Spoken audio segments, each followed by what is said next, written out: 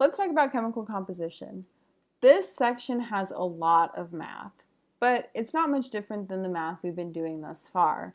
It's all just dimensional analysis using different conversion factors.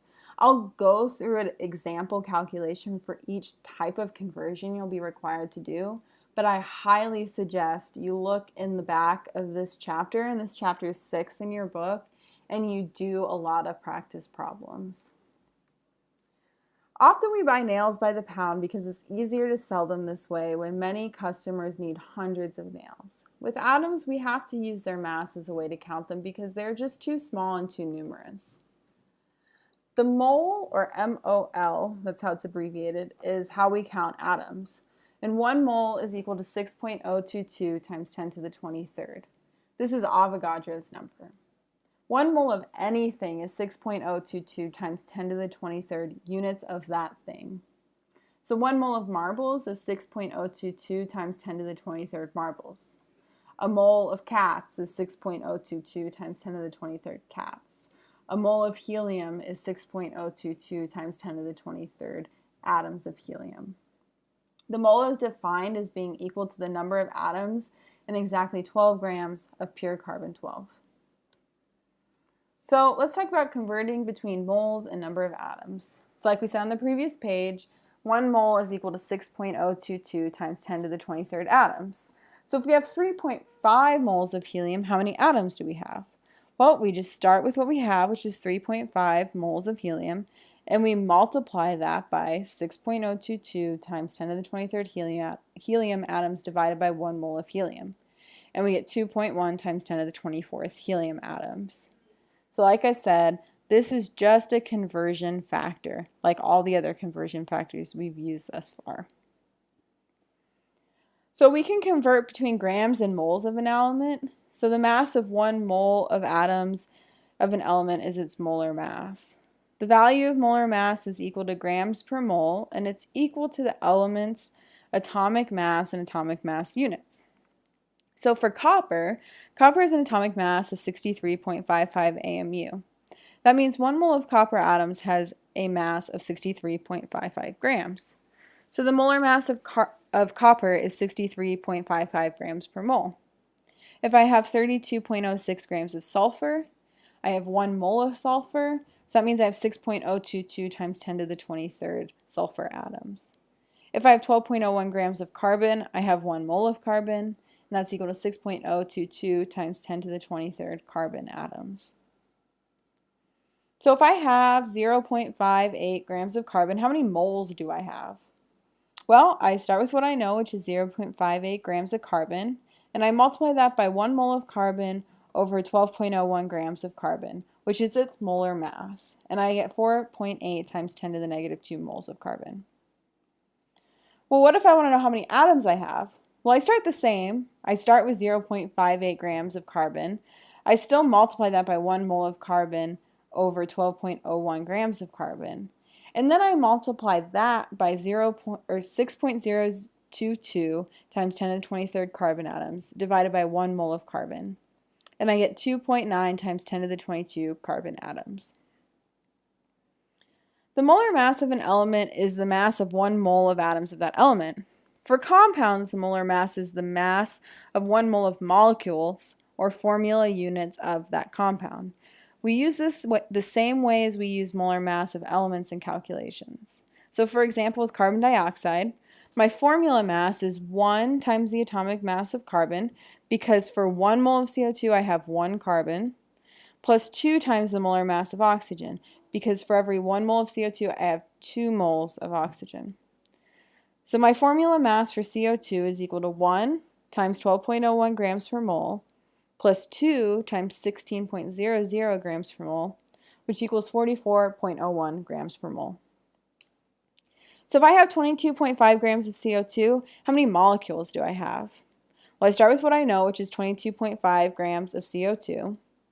I multiply that by 1 mole of CO2 over 44.01 grams of CO2. That's the molar mass of CO2 that we calculated on the previous page. Then I multiply that by 6.022 times 10 to the 23rd CO2 molecules over 1 mole of CO2. And I get 3.08 times 10 to the 23rd carbon dioxide molecules. A chemical formula gives us ratios between elements and molecules for a particular compound. So if I have CO2 again, I have 2 oxygen atoms per 1 CO2 molecule. And again, we get that from the subscript here.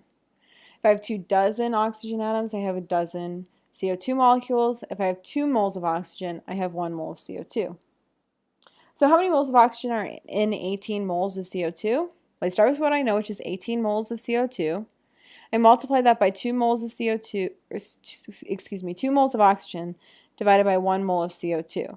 And again, I get that 2 from the molecular formula, this 2 right here. So I have 36 moles of oxygen. We have 15 grams of sodium chloride. How many grams of sodium do we have? Well, I start with 15 grams of sodium chloride. I multiply that by 1 mole of sodium chloride by over 55.44 grams of sodium chloride, which is the formula mass for sodium chloride. Then I multiply that by 1 mole of sodium over 1 mole of sodium chloride. I know that I have 1 mole of sodium for every 1 mole of sodium chloride from the chemical formula. And then I multiply that by 22.99 grams of sodium per 1 mole of sodium. This is the molar mass of sodium. And I get 5.9 grams of sodium. We cannot compare mass to mass. We can only compare moles to moles. So doing any conversion factors, you have to go through moles. So for example, we have to go from mass to moles to mass, or number of atoms to moles to number of atoms. So just like in this problem here, we started with mass of something. We wanted to get to mass of something else. So we had to go to mass. We start with the mass of something. We convert it to moles of that something. Then we convert that moles to the moles of something else, and then we can convert that to the mass of something else. So we always have to go through moles. So a good strategy, if you're given a problem like this, or any kind of problem like these problems on a test or in homework, is the first thing you should do is convert everything to moles. That's a really good start. Okay, now let's talk about mass percent. So the mass percent of an element is the element's percentage of the total mass of the compound. So the mass percent of element X is equal to the mass of X in a sample of the compound divided by the mass of the sample of the compound times 100. So if we have a 0.358 gram sample of chromium, and that sample reacts with oxygen to form 0.522 grams of the metal oxide, what is the mass percent of chromium in the metal oxide? Well, the mass percent of chromium is equal to the mass of chromium divided by the mass of metal oxide times 100. So the mass percent of chromium is equal to 0.358 grams of chromium divided by 0.523 grams of chromium times 100. And we get 68.5%. We can calculate the mass percent of any element in a compound from the chemical formula for the compound. So the mass percent of element X is equal to the mass of X in 1 mole of compound divided by the mass of 1 mole of compound times 100. So what's the mass percent of chlorine in CCl2F2? Well, the first thing we need to do is calculate the molar mass of CCl2F2. And here we do that. So the molar mass is equal to 1 times 12.01, which is the molar mass of carbon, plus 2 times the molar mass of chlorine, and we get that 2 from the 2 here in the molecular formula, plus 2 times the molar mass of fluorine, and again we get that 2 from the molecular formula. And that equals 120.91 grams per mole. The mass percent of chlorine is equal to 2 times the molar mass of chlorine divided by the molar mass of CCl2F2. This 2 comes from the molecular formula, this 2 here.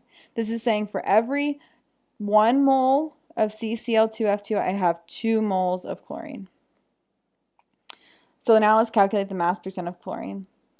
So that's equal to 2 times the molar mass of chlorine divided by the molar mass of our compound times 100. And we get 58.64%. We can determine a chemical formula for mass percent, but we get the empirical formula. Empirical formula is the smallest whole number ratio of each type of atom in the compound. So let's look at 2 different examples. Here's the first example. So we have a sample and it's decomposed, and the sample produces 24.5 grams of nitrogen and 70 grams of oxygen. What's the empirical formula of the compound? Well, the first thing we need to do is go to moles. Like I said, we always go to moles.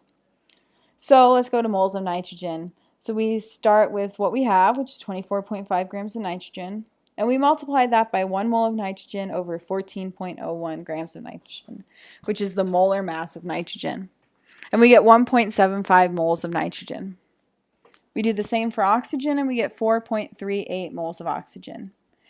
Now we can write the molecular formula like this: N 1.75, O 4.83.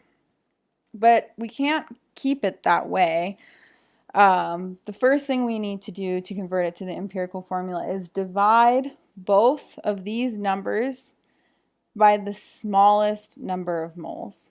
So in this case, that's 1.75. So what we do is we take N and we do 1.75 over 1.75. O, 4.83 divided by 1.75. And we get N1, O 2.5. But we're still not done. Remember, the empirical formula has to have whole number ratios, and in this case, we don't have whole number ratios. So we need to multiply this molecular formula by some number to get us the smallest whole number ratio. So since we have 2.5, if we multiply that by 2, we get 5. So we need to multiply the whole formula by 2. So we do N1 O2.5 times 2. We get N2 O5. So this is one way that we might calculate the empirical formula, but here's another thing you might see. So laboratory analysis of aspirin determines the following mass percent composition. We have 60% carbon, 4.48% hydrogen, 35.53% oxygen. What's the empirical formula? Well, we don't have masses, so what do? Well, we can just assume we have 100 grams of sample. If we assume we have 100 grams of our sample, then our percentages are equal to the number of grams of each element. So we can say we have 60 grams of carbon, 4.48 grams of hydrogen, and 35.53 grams of oxygen.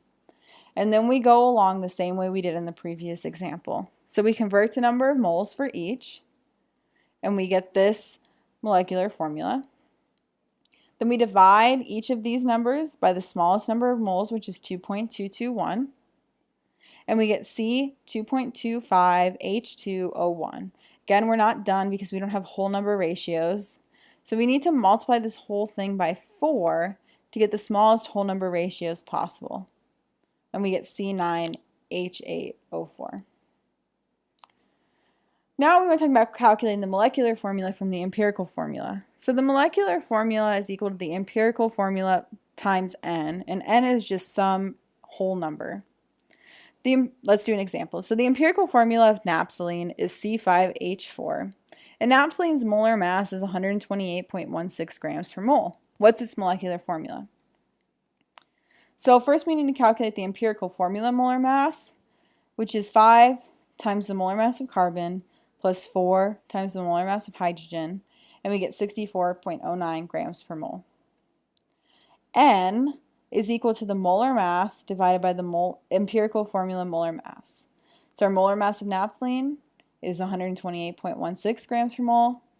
We divide that by the molar mass of the empirical formula, which is 64.09 grams per mole, and we get 2. So all we have to do is take our empirical formula, we multiply it by 2, we get C10H8. That's our molecular formula for naphthalene.